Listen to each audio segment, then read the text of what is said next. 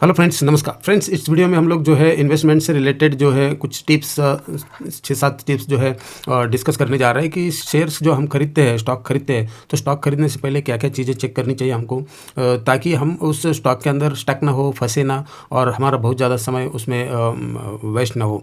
तो यदि कुछ चीज़ें होती है, वो इंपॉर्टेंट चीज़ें यदि हमने ध्यान में रख ली और उस हिसाब से यदि हम इन्वेस्टमेंट किया, चाहे आप शॉर्ट टर्म करो, चाहे मिड टर्म करो, चाहे लॉन्ग टर्म करो, तो आपको अच्छा खासा वहाँ पे रिटर्न ज़रूर मिलते हैं।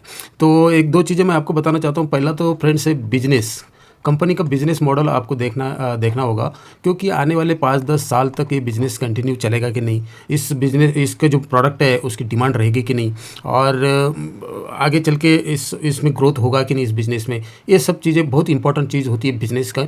उसके बाद दूसरी चीज़ होती है फ्रेंड्स, यदि कंपनी का मैनेजमेंट अच्छा है तो वो सब कुछ अच्छा होता है उस कंपनी के अंदर। फॉर एग्जांपल जैसे टाटा हो गया, इस तरह के जो मैनेजमेंट से इनकी जो टाटा की जो कंपनीज है, इनके अंदर आंख बंद करके हम इन्वेस्टमेंट कर सकते हैं कि सालों साल से बिजनेस करती आ रही है कंपनीज। और एक बिजनेस में एक चीज़ और बताना चाहता हूँ, सिक्लिकल होते हैं कुछ जो स्टॉक्स होते हैं ना, सिक्लिकल होते हैं, जैसे कमोडिटीज़ हो गया, लोहा हो गया, ये हो गया। तो कुछ सिक्लिकल स्टॉक होते हैं, उनको भी ध्यान में रखना चाहिए कि कभी किसी क्वार्टर में उनके नंबर्स अच्छे आ जाते हैं, तो कभी किसी क्वार्टर में कम ज़्यादा होते हैं। जैसे कंज्यूमर हो गया, ठंड की चीज़ें होती है जो गर्मी में लोग नहीं यूज़ करते हैं, गर्मी में जो एयर कंडीशंस वगैरह ये चीज़ें होती है ठंड में नहीं यूज़ करते हैं।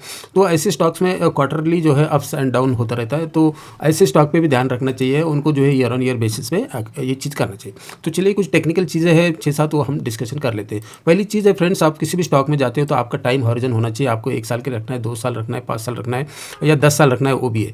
तो ये देखिए, you need to decide time horizon before buying a stock, as it plays a crucial role in deciding whether to buy that stock और नॉट। ठीक है। शॉर्ट टर्म इसमें होता है, a short term time horizon is any investment that you are planning to own for a under 1 year. If you are planning to buy a stock and hold it for 1 year, then it is best to invest in stable blue chip stock which pay dividends. The companies have a good balance sheets and there are fewer risk involved. तो जो short term के लिए जो हमको यदि जाना है company के अंदर में, तो वहाँ पे ये सब चीज़ें चेक करना पड़ता है। फंडामेंटल देखना होगा। फंडामेंटल में क्या चीज़ आती है, फंडामेंटल के अंदर आपको क्वार्टरली रिजल्ट्स भी आते हैं, क्वार्टर ऑन क्वार्टर बेसिस पे कंपनी कैसे कर रही है, ईयर ऑन ईयर बेसिस पे कंपनी का रिजल्ट कैसे आ रहा है, वो सब चीज़ें आपको इस शॉर्ट टर्म में जो है ब्लू चिप स्टॉक जो होता है उनमें देखना है। बाकी ब्लू चिप स्टॉक में ज़्यादा देखने की जरूरत नहीं, क्योंकि वो स्टॉक ब्लू चिप इसलिए है क्योंकि सालों साल से कंपनी बिजनेस करती आ रही है, उसका बैलेंस शीट अच्छा है, सब कुछ अच्छा है। तो शॉर्ट टर्म के लिए ऐसी कंपनी में रहना चाहिए। बाकी मिड टर्म वगैरह के लिए, तो mid term investment is an investment that you want to hold for 1 year to 10 years. For middle term investing, one should invest in a quality emerging market stock and stocks having moderate level risk. जो ज़्यादा समय के लिए यदि हमको रखना है तो आपको कुछ जो मिड कैप साइज़ का स्टॉक लेना चाहिए, और जिसके अंदर ग्रोथ हो, और वो इमर्जिंग बिजनेस है कंपनी का, और आपको लगता है कि अभी 2,000 करोड़ की या 10,000 करोड़ मार्केट कैप की कंपनी है, आगे चल के 20,000 करोड़ की बन जाएगी। ऐसे स्टॉक्स के अंदर जो है आप लॉन्ग टर्म के लिए इन्वेस्टमेंट करना चाहिए। उसके बाद लॉन्ग टर्म का दिया हुआ है यहाँ पे, long term investments are investment that you are planning to hold for more than 10 years वगैरह। जो कुछ स्टॉक होते हैं, कुछ कंपनीज होते हैं, आप एवर ग्रीन होते हैं, उनको जो है हमेशा अपने पोर्टफोलियो में रख सकते हैं। डिविडेंड्स वगैरह भी देती रहती है कंपनी, तो उससे अर्निंग्स भी आती रहती है। तो ऐसे कंपनी लॉन्ग टर्म के लिए हमने चूज़ करना चाहिए। उसके बाद इन्वेस्टमेंट की दूसरा पॉइंट है investment strategies. Before buying stock it is important to study various investing strategies and choose the one which suit your investing styles.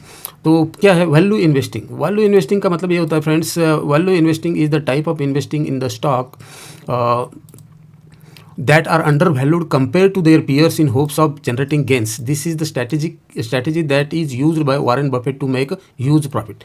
तो वैल्यू इन्वेस्टिंग मतलब स्टॉक जो है अंडर वैल्यूड है कि नहीं, स्टॉक बाकी जो कंपेरेटिव स्टॉक्स है उसके तुलना में या सेक्टोरियल के तुलना में वो स्टॉक जो है आपका अंडर वैल्यूड होना चाहिए, मतलब उसकी वैल्यू बाकी इससे कम होना चाहिए। तो फॉर एग्जांपल यहाँ पे देखते हैं हम, ये देखिए यहाँ पे ये पियर्स दिया हुआ है सब इसके। तो यहाँ पर ये TCS का हमने देखना है, तो TCS का ओपन किया है हमने स्क्रीनर के अंदर में, ये देख सकते हो यहाँ पे P दिया हुआ है, और उसके कंपेयर के जो बाकी भी स्टॉक है, इन्फोसिस, HCL, विप्रो, सबका P दिया हुआ है। तो यहाँ पर आप चेक कर सकते हो, ये लार्ज कैप कैप है TCS, Infosys large cap, HCL Tech, Wipro, LTI, Mindtree, Tech Mahindra, ये सभी लार्ज कैप स्टॉक है। तो TCS का पी कितना है 29.75, इन्फोसिस का कितना है 23.75, एचसीएल टेक 24 और विप्रो 22, LTI माइंट्री 32 और टेक महिंद्रा का 56। तो डेफिनेटली टेक महिंद्रा का पी जो है यहाँ पे सब ज़्यादा देखने के लिए मिल रहा है। बाकी कंपेरेटिवली इन जो बाकी लार्ज कैप है इनका पी ठीक ठाक है, 29-30 के आसपास पी अच्छा माना जाता है। तो ये चेक कर सकते हैं। उसके बाद आप सेक्टर का जो पी होता है वो भी इसके जो स्टॉक है उसके साथ तुलना करना चाहिए।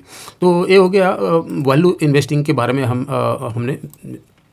उसके बाद growth investing. Growth investing is the type of investing in stock that display market beating growth in terms of revenue and earning. Growth investors believe that upward trends in these stocks will continue and create an opportunity to generate profit. मतलब जो sector होता है, sector की तुलना में जो आपने जो स्टॉक चूज़ किया है वो काफ़ी ग्रोथ कर रहा है। जैसे कि अभी यहाँ चेक कर सकते हो आप, एक सेकंड, ये देखिए हमने यहाँ पे 3 स्टॉक लिए हैं, ये तीनों स्टॉक है और ये कंपेयर किया है हमने इसको। जो गूगल फाइनेंस पे ये ऑप्शन है, पहला स्टॉक है ये जो है ये वाला टाइटन का है चार्ट। उसके बाद ये टाटा कंज्यूमर का है और उसके बाद ये जो है ये वाला दिख रहा है ये TCS का चार्ट। तो और ये 5 साल का, पिछले 5 साल का डाटा है। पिछले 5 ईयर्स के लिए हमने 5 ईयर्स का ये डाटा लिया हुआ है यहाँ पे। तो आप देख सकते हो 5 साल में इन्होंने टाइटन ने 175% के रिटर्न दिए है। उसके बाद TCS ने 350 और टाटा कंज्यूमर ने 350 और TCS के 70% के रिटर्न से।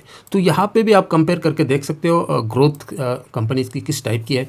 तो अभी यहाँ पर पिछले 5 साल में सबसे ज़्यादा ग्रोथ टाइटन ने दिया है, उसके बाद टाटा कंज्यूमर प्रोडक्ट ने दिया है और TCS ने उससे सबसे ज़्यादा कम दिया है। तो ये आप कंपेयर कर सकते हो, किसी भी स्टॉक के साथ कंपेयर कर सकते हो, निफ्टी के साथ भी कर सकते हो। जैसे निफ्टी IT के साथ कोई IT का स्टॉक हो सकता है। तो इनको आप कंपेयर करके देखना है कि किसकी ग्रोथ अच्छी है पिछले 5 साल की, क्योंकि शेयर मार्केट हमेशा हम बैक हिस्ट्री देख करके ही चलते हैं। तो ये सब चीज़ें आपने चेक करना है, पीयर कंपेरिजन करके ग्रोथ आपको पता चलेगा कि किस कंपनी के अंदर ग्रोथ है। इनकम इन्वेस्टिंग का मतलब ये होता है कि आपने इन्वेस्ट कर दिया कोई ब्लू चिप स्टॉक में जो डिविडेंड वगैरह रेगुलरली देता रहता है। जैसे कि finally investor should look for quality stock that page significant dividends. These dividends generate income that can be use और री invested for increasing earning potential. Thus, before buying a stock, you should consider the strategy that is fits in well with that investing style. तो ये जो 3 जो आपकी style है, investing style क्या है, आप वैल्यू इन्वेस्टर है या आप ग्रोथ इन्वेस्टर है या आप इनकम इन्वेस्टर है, ये आपको स्टॉक खरीदने से पहले डिसाइड करना चाहिए। ठीक है, बहुत इंपॉर्टेंट चीज़ें हैं तीनों की तीनों। उसके बाद नेक्स्ट चलते हैं, check fundamentals before buying the stock. अभी जो है famous investor like Warren Buffett made a lot of money by comparing the current market price of stock to their fair market value. According to him, the undervalued stock will reach its fair or intrinsic value. Some of the most important ratios consider before buying stock. तो fundamental में कुछ ratios होते हैं वो आपने check करना है। सबसे पहले PE रेशियो चेक करना है, price to earning ratio. Price to earning ratio अच्छा माना जाता है 30 के आसपास, लेकिन प्राइस टू अर्निंग रेशियो के साथ साथ जो आपका ऑपरेटिंग प्रॉफिट मार्जिन से, बॉटम लाइन मार्जिन प्रॉफिट कितने % से आ रहा है। जब फॉर एग्जांपल आपका 30 का पी पे स्टॉक है और आपका जो अर्निंग से 40% की आ रही है तो इट्स ठीक है। तो अर्निंग के साथ PE रेशियो को अपने कंपेयर करना चाहिए। यहाँ पर दिया हुआ है क्लियर कट, PE रेशियो का मतलब दिया हुआ है stock with price companies earning per shares. For example if company is trading at 20 rupees per share that produces EPS मतलब earning per share RS1 annually, then its PE ratio is 20।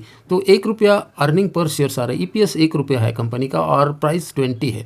तो EPS से price को divide कर देंगे तो उसका जो है PE आता है, तो वो कितना है 20। 1 को 20 को 1 से डिवाइड किया तो 20 बचता है।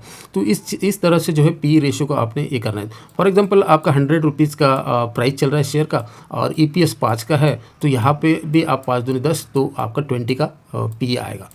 तो इस तरह आपने कंपनी ज़्यादा महंगी तो नहीं है, उस प्राइस टू अर्निंग रेशियो से पता चलता है। लेकिन ये चीज़ जो है आप स्मॉल कैप कंपनीज़ वगैरह में इसको ज़्यादा ये नहीं देना है। स्मॉल कैप कंपनीज़ में आपने कंपनी का बिजनेस देखना है, कंपनी की ग्रोथ देखना है, कितना % से कंपनी ग्रोथ कर रही है, मार्जिन्स 15% से मिनिमम होनी चाहिए ऊपर के।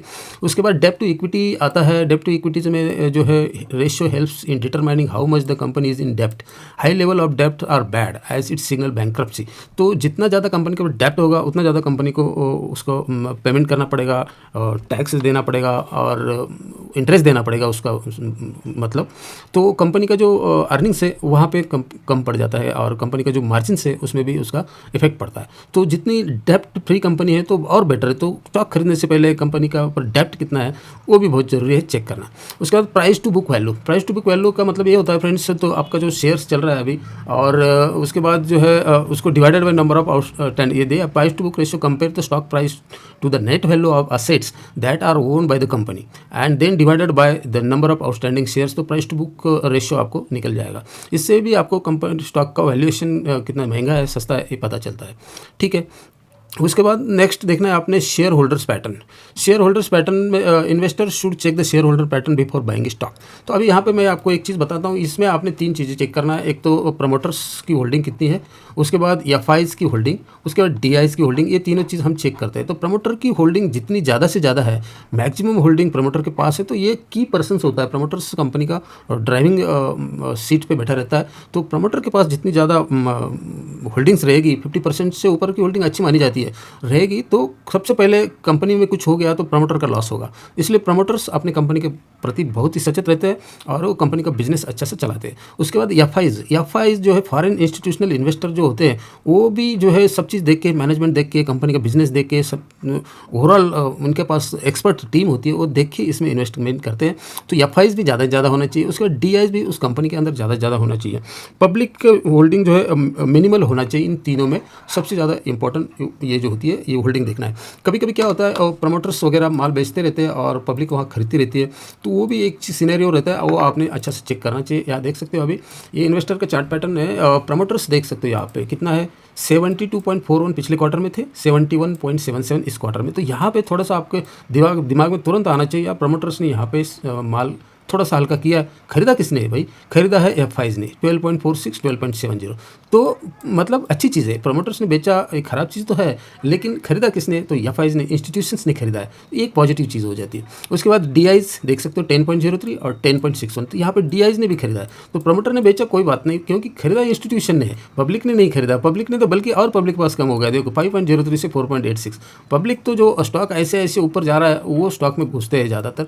और जो अच्छी कंपनी होती है, एक्चुअली फ्रेंड्स मैं आपको एक चीज़ बताना चाहता हूँ, अच्छा बिजनेस मॉडल का कंपनी का जो ख़राब टाइम्स होता है उस टाइम उस कंपनी के अंदर इन्वेस्टमेंट करना चाहिए, ताकि जब कंपनी रिकवर करेगी तो उसमें ज़्यादा से ज़्यादा आपका बेनिफिट मिलता है। तो ख़राब टाइम में अच्छे कंपनी में इन्वेस्टमेंट करना चाहिए। और इन्फॉर्मेशन यदि आपको अच्छा लग रहा है फ्रेंड्स, प्लीज़ वीडियो को लाइक, चैनल को सब्सक्राइब जरूर कर देना।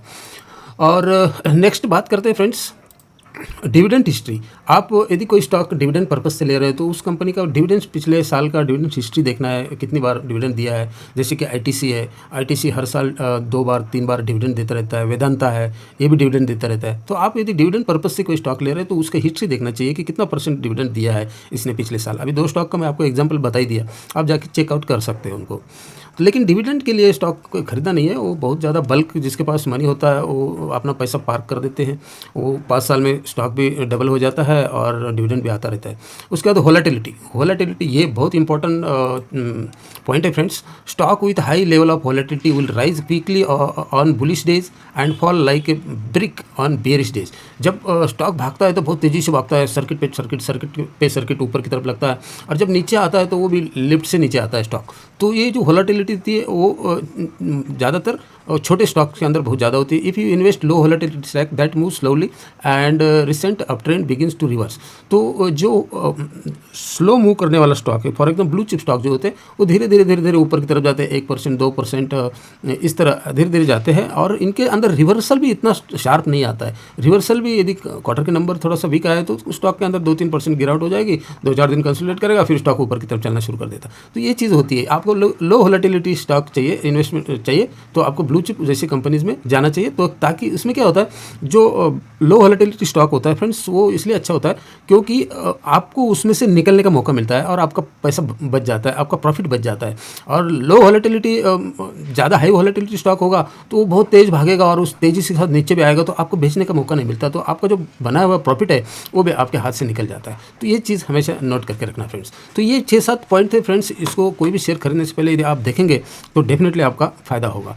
और इस वीडियो में इतना ही रखते हैं फ्रेंड्स, मिलते हैं फिर नेक्स्ट वीडियो में। थैंक यू, जय हिंद।